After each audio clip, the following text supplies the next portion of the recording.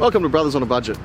When you're taking photos of your car to sell it, a good idea, nowadays you can use your iPhone or Samsung, depending on what you got. The quality of the camera is quite good, and usually when we upload it, it does take away some of that quality anyway. But what I was going to say, one of the most important things to start with is making sure your lens is clean. So get your phone, if it's in a cover, remove it, make sure you clean the camera lens. That's the first most important tip that I'm going to share with you. The second thing is, when you're taking photos, is always to get a nice wide angle and try and have the whole car in the photo, like so. So there's a little bit of the background exposed at the beginning and the end.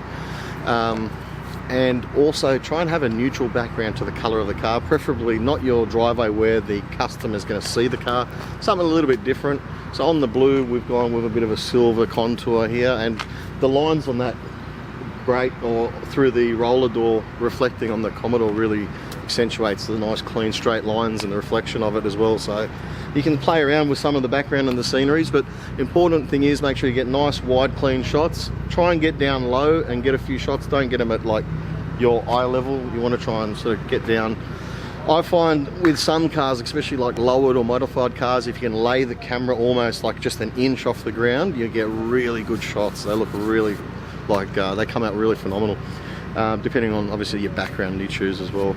But for now, we're going to show you where to take some photos from, how to take some photos, which ones to upload. And look, don't forget, if you've got memory on your phone, take 20, 30 photos to pick one really good one. That's okay, you can do that.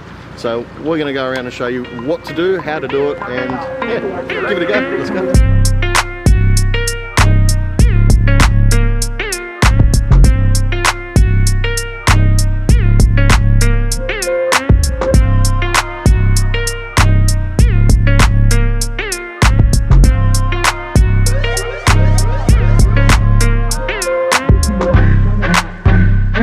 When you're doing interior photos, it's a really good idea to remove all your personal belongings, especially if you've got mirror hangers, little tissue boxes and things like that, in particular rubbish.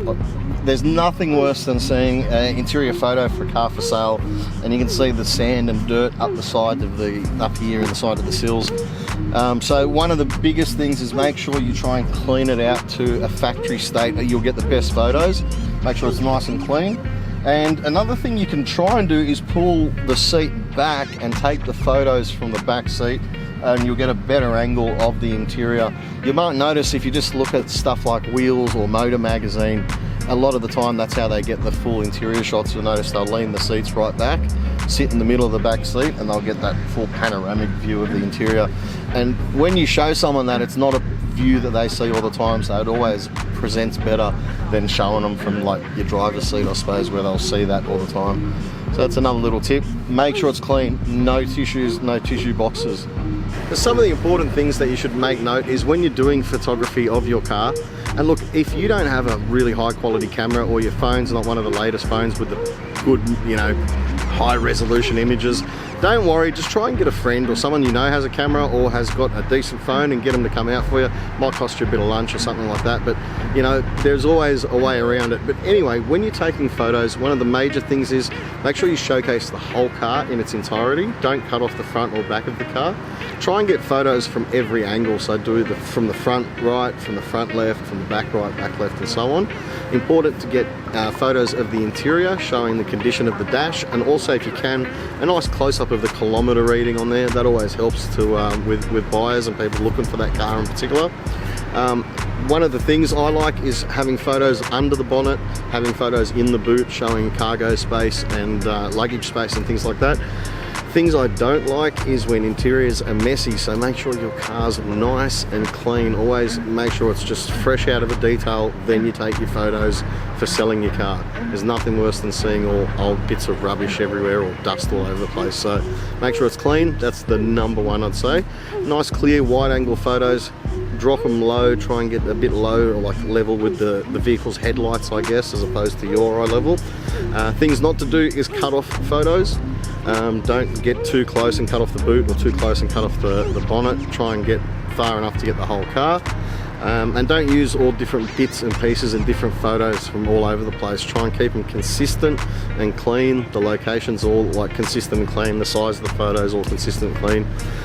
If you do have some features that you've added to your car, for example, if you're a four-wheel drive enthusiast and you've added spotlights or lift kits, and be sure to take some nice clean close-up photos of those, showcasing any upgrades that you think might add value to the vehicle. That's always a good idea. Some do's: definitely do take as many photos as you can and upload as many as they let you. And if you have to pay for a little bit more, do so, because the statistics show the more photos, the greater the chance you have of selling it. Now, the don't do's, contrary to that, is not enough photos kills me. When I'm looking for a car and there isn't photos under the engine bay, or isn't an interior shot, or isn't a shot showing the chairs and the chair's condition, or the seats, that sort of stuff really bothers me. And 9 times out of 10, unless it's something I really want, I'm not even going to look at that. It's just like, next. So unless it's something really rare and, you know, collectible, then maybe you might look into it. But the more photos you use, the better chances you have of selling it. Don't have photos where like half the bonnet is cut out of it, or a really good shot your mate took at a service station, and then the next one is just another shot somewhere random. Try and keep all your shots consistent and clean. So if they're in one location, or you can do a couple of locations, but make sure you just use that, not one off one phone, one off another device, one downloaded off here, so all the sizes are different. Try and keep them as consistent, as clean as possible, and you will have a better chance of selling your car. Also, with the descriptions, be very descriptive. If there is problems, make sure you note it. Honesty is always the best. People, if it's a cheap fix, will just overlook that sort of stuff anyway. So thanks for watching. That's some tips on how to take photos for selling your car. Thanks for watching Brothers on a Budget, and make sure you like, subscribe and follow the channel, and keep up to date with what we're doing. There's also Grant got his vlog, Good Guy Grant. That'll be in the link down there. Make sure you like, subscribe and follow to that, and yeah, keep up to date with what we're doing. Thank you very much. Thanks for joining us.